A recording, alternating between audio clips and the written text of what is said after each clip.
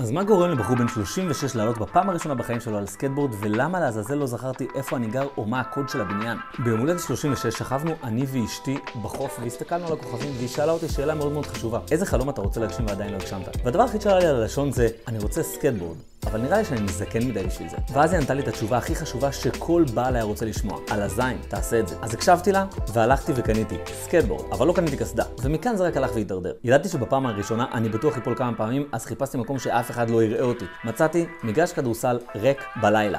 כן, אני מבין את האירוניה של זה עכשיו. קיצור, אני שם לי מוזיקה באוזניים, שם את הרגליים על הסקט, ופתאום אני קם עם כאבי ראש מטורפים, נוגע בראש ורואה שכל היד שלי דם, מבין ככל הנראה את הסיטואציה. הבנתי שאני חייב להגיע הביתה, אז לקחתי את הסקייטבורד והלכתי, איך לא, אל האופנוע שלי. אבל לא רציתי לנהוג הביתה כי לא הרגשתי שאני כשיר לנסוע על הכביש, אז לא שמתי קסדה ונסעתי על המדרכה עד הבית. הבעיה עם השכונה שלנו שכל הבניינים פה חדשים והכל נראה אותו דבר, ולא הצלחתי למצוא את הבניין הנכון. קצת אחרי השעה 11 בלילה צלצלתי באינטרקום לאשתי, מה שאני לא ממליץ לעשות כשיש ילדים בבית, ואמרתי לה: אל תדאגי, אבל אני לא זוכר את הקוד שלנו הביתה. לענייננו, גיל זה רק גיל, אין פה מגבלה אמיתית.